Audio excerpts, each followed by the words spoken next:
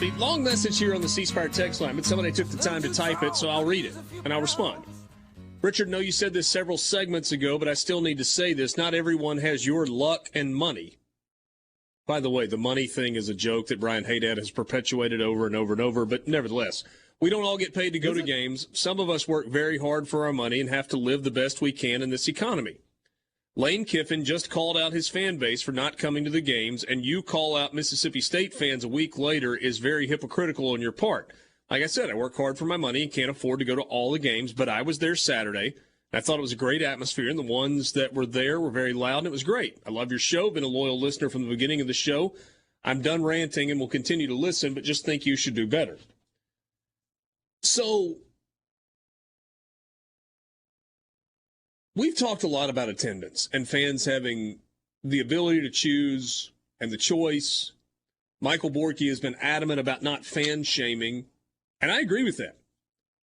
I'm never going to say anything about a non-conference game, right? It's expensive to go. Sometimes it's hard to get there.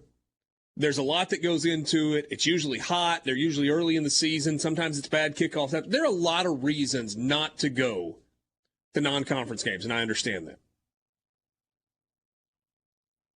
But Ole Miss and Mississippi State play in the SEC.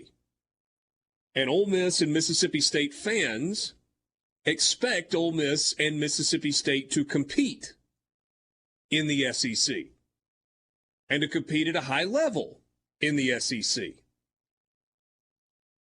And if you want all of those things, and by the way, good for you for going.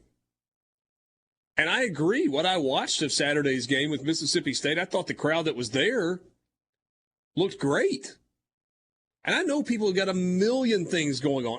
I've got 3 kids. I promise I understand going in a million different directions, trying to keep up. And it's like you wake up and you're, what day is it? But at some point, when you have a good football team that is winning and you want to see them continue to win, and you've got big games and you play in the SEC, you got to fill it up. All of those things that I just said were true for Ole Miss this past weekend, right? People got stuff going on, million different directions, 11 a.m. kickoff, et cetera, et cetera. Filled it up against Kentucky. It was a huge game. It's top 15 matchup. Mississippi State is now ranked for the first time this season. They're off to a 4-1 start. They just played the most complete game they have played maybe in Mike Leach's tenure, and they've got a huge game coming up against Arkansas this weekend. It's an 11 a.m. kickoff. I get it. It's a little early. State's got to fill it up this weekend. And when I say fill it up, I don't mean there has to be a rear end at every single seat in the stadium. I was talking with somebody today who was there. They're like, man, the east side upper deck, it was just like scattered people. It was 10,000 shy of capacity. Arkansas is probably not bringing 7,000 or 8,000 fans.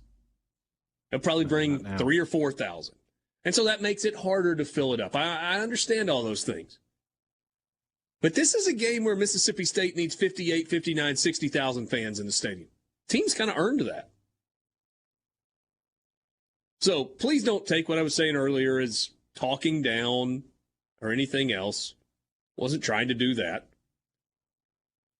Point was just, you got to fill it up. Just got to. Yeah. 3 SEC games remaining. They're all big. And like the average, like I feel like a lot of times people hear that and would think we're talking about some guy who doesn't have season tickets. I just feel like if you buy season tickets, you've already made a good chunk of the commitment. Come on. You bought the tickets, use them.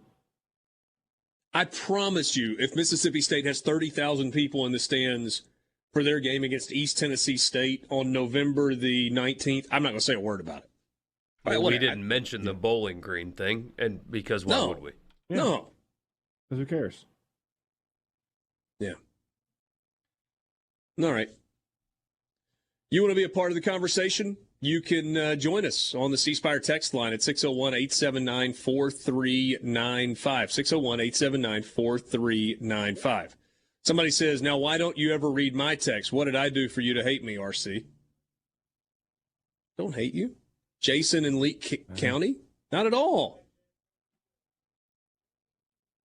Not in the least. Keep the text coming. People says incentivize going to games and people will go. What's the incentive? The product on TV is better than the product in person. Well, the incentive now for Mississippi State fans is your team's winning. You're 4-1. You're ranked in the top 25.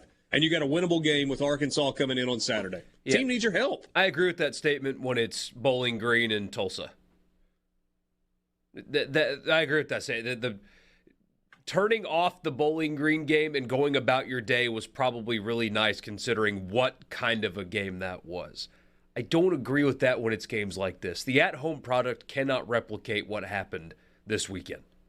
There is nothing that anybody watching from home did better than watching those wins in person.